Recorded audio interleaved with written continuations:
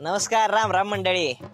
राम राम राम राम मंडळी. आता का नाही बघा, मी अस्त गावात आहे आणि ही आहे बघा राहता तालुक्यात आणि जिल्हा अहमदनगर मध्ये आहे बरं का.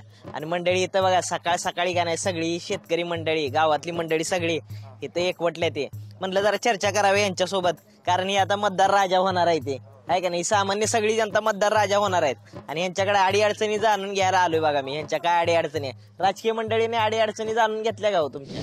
जे सरकारने ज्या इलेक्शनच्या काळामध्ये जे आश्वासन दिलं होतं की आजचे दिन आएंगे, ते अजून काय आजचे दिन आलेले नाही. सरकारचे कुठंच नाही आलेले. सरकारने त्यांची सुद्धा हाल केलेली, शेतकऱ्याची हाल केलेली. मोदी सरकारने ज्यावेळेस सत्तेमध्ये येताना जी आश्वासनं दिली, जी युवकांना आश्वासनं दिली का आम्ही इतके हजार नोकऱ्या तयार करू, पण प्रत्यक्षात आज 5 वर्षामध्ये आमच्या गावात सांगतो मी तर कुणी मला सांगावं की कुणाला नोकरी मिळाली? पहिला मुद्दा, इंजिनियर झालेले विद्यार्थी आहे, शिक्षण बीएड डीएड झालेले विद्यार्थी आहे, कुणालाही कुणाची भरती नाही. ती भरती काढतो म्हणले होते, मेगा भरती. बरोबर, इलेक्शन 5 वर्षात त्यांनी जर शिक्षण भरती केली नाही आणि आता कुठे इलेक्शन लागल्यानंतर लगेच भरती तुम्ही 8 दिवसात भरती करता, मग 5 वर्ष तुम्ही झोपले होते का? जे 60 वर्षात जे झालं नाही ते 5 वर्षात थोडंफार चांगलं काम केलेलं आहे मोदी सरकारने.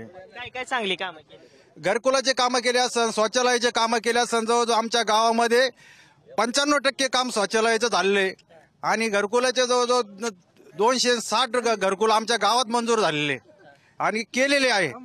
तर हे कामं चांगले झाले. 5 वर्षात कधी नव्हे ते राज्यामध्ये 50,000 शेतकऱ्यांच्या आत्महत्या आज आपल्या महाराष्ट्र राज्यामध्ये आहे. याला एकमेव कारण आहे, शेतीमालाला अजिबात भाव नाही, स्वामीनाथन आयोग लागू केलेला नाही, कांद्याची अवस्था, शेतकरी दररोज आत्महत्या करतो आणि याचे परिणाम सर्वसामान्य मजूर आणि शेतकऱ्यांवर होतो. सरकारकडून काय अपेक्षा करणार आहे आपण? 100 रुपयाचा गॅस दिलाय आणि सबसिडीतून वसूल करत, सबसिडी वगैरे त्याला नाहीये, तो हप्त्याने वसूल करत आहे. मग प्रत्येक पेट्रोल पंपावर एवढे 19,000 कोटीचे बोर्ड लावायची गरज आहे का? सरकार काय दाखवण्याचा प्रयत्न करतंय तेच कळत नाही. जाहिरात बाकी भरपूर करतंय पण दिसत हातात तर कोणाच्याच काही नाही. अक्षरशः शेतकऱ्याच्या हातात नाही, नोकरदारांच्या नाही किंवा युवकांच्या नाही.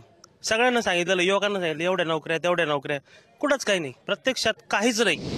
4.5 वर्षामध्ये मोदी सरकारने अक्षरशः शेतकऱ्यांचे सगळ्यात जास्त हाल केलेले आहेत. जे याच्या आधी जी शेतकऱ्यांकडे बचत होत होती ते बचतीचं प्रमाण कमी झालेलं आहे. मेहनत जास्त आणि खर्च जास्त आणि उत्पन्न काहीच नाही अशी अवस्था झालेली आहे. पाणी अभावी शेती तर जळतीच आहे आणि लाईटीचा तर विषयच नाही राहिलेला. 8 तास लाईट येते, त्याच्यात कधी जाते कधी येते. तर कुठल्याच गोष्टीवर मोदी साहेबांचं तर नियंत्रण नाहीच आहे. खरोखर जनतेची ही 4.5 वर्षापासून दिशाभूल केलेली आहे आणि जे सुरुवातीला जे आश्वासन दिले, तुमच्या खात्यामध्ये 15 लाख जमा करू, शेतकऱ्यांना भरीव मदत करू, सगळ्या हे जे आहे सगळं थोतांड ठरलेलं आहे. आणि 4.5 वर्षामध्ये सर्वसामान्य माणसापासून तर व्यापाऱ्यापासून, नोटाबंदीपासून तर खूपच शेतकरी आणि व्यापारी वर्ग हैराण झालेला आहे. आणि आज कोणत्याही माणसाची मानसिकता किंवा शेतकऱ्याची मानसिकता ही मोदी सरकारच्या संपूर्ण विरोधात आहे. दादा काय करता आपण? मी सुशिक्षित बेरोजगार आहे. डीएड झालेलं आहे माझं. डीएड झालंय, मग शिक्षक भरती आता येणार आहे म्हणून आज गेल्या 10 वर्षापासून या शासनाने आणि भरती झालेली नव्हती आणि मागील 5 वर्षात मोदी सरकारने आम्हाला आवाहन केलं होतं की तुम्ही आम्हाला मतदान करा, आम्ही तुम्हाला नोकऱ्या उपलब्ध करून देऊ. सुशिक्षित आज देशात बरेचसे सुशिक्षित रोजगार मुलं त्यांना रोजगार उपलब्ध झालेला नाहीये. निवडणूक यायच्या अगोदर मुख्यमंत्री साहेब असे गळ्यात टाळ घालून फिरत होते. कांद्याला भाव मिळाला पाहिजे, सोयाबीनला भाव मिळाला पाहिजे, 4500 रुपये भाव देऊ, 6000 भाव देऊ. हातात काय दिलं? गाजर. केवढं? एवढंच. मुख्यमंत्री म्हणजे एकदम गाजर सरकार असं आम्ही सगळे गावकरी मानतो. काँग्रेस राष्ट्रवादी काँग्रेसचे जे नेते होऊन गेले किंवा आहेत त्यांच्यातले मंत्री बघा तुम्ही, कोणताही मंत्री बघा त्यांचं नाव सरळ तोंडात येतं माणसाला. कृषी मंत्री म्हटलं, केंद्रीय कृषी मंत्री शरद पवार साहेबांचं नाव आठवतं, मुख्यमंत्री वगैरे सगळे ते मंत्री. आता भाजपचे मंत्रीच ओळखता लोकांना 5 वर्ष निवडून गेलेले आणि 5 वर्षामध्ये तुम्ही म्हणता कृषी मंत्री माहित नाही. आणि जर विचार करत जर ठरलं राजकीय लोकांचा, सामान्य लोकांसाठी त्यांनी काही केलेलं नाही. 2019 आहे ना, मोदी विरुद्ध गांधी. काय कल राहिलो महाराष्ट्राचा? राहुल गांधी. का बरं राहुल गांधी? राहुल गांधी हे युवक नेतृत्व आहे आणि ते युवकांना, बेरोजगार युवकांना नोकरीची संधी उपलब्ध करून देतील व देशाचा विकास घडवतील.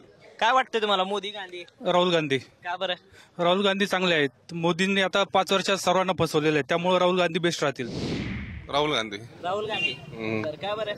मोदींनी अपेक्षेप्रमाणे काम नाही केलेलं ना. आपल्याला काय वाटतंय? राहुल गांधी. काय वाटतं? राहुल गांधी. का बरं? का बरं वाटतं माहितीये का? मोदी सरकारने आजपर्यंत काय केलं माहितीये का? काँग्रेसने ज्या काही योजना केल्यात का फक्त कॉपी पेस्ट करून स्वतःचा बॅनर लावून विकल्यात. त्याच्यामुळे ते सरकार येऊ शकत नाही, कारण खोटं जास्त दिवस चालू शकत नाही. बरं, काय वाटतं आपल्याला? राहुल गांधी. राहुल गांधी. आणि मोदी का नको?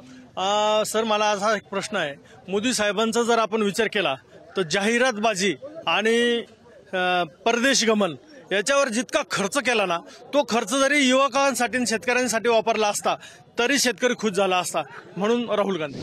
तर मंडळी आता का नाही पुढल्या गावाला जायचं. पुढली मंडळी वाट बघायला लागले ते. आता जातो पुढच्या गावाला बरं का. चला या.